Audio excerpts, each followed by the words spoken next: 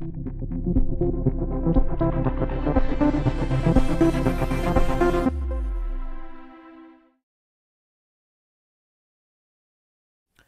there, this is Chris Callett from musegrid.com, and we're going to take a look at changing the background pattern in the Apex template.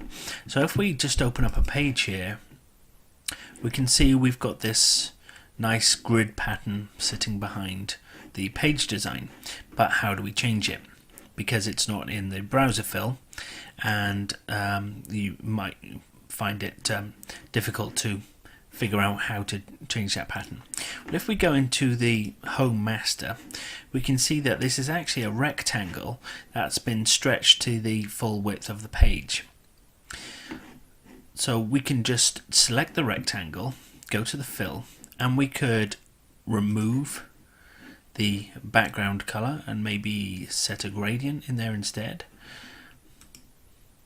Or let's undo that. Or we could import a new image by clicking on the image well here and adding a new image, and that would change it on the home page. Now for the other pages like the About Us page and so on that's included with this template, you need to go to the page master, and in there you'll find that the rectangle is not selectable.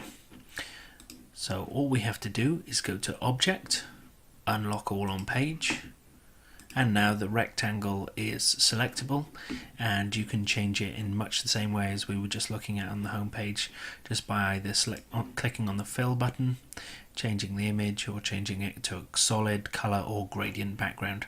And that's how you change the background image on the Apex template. Thanks for watching.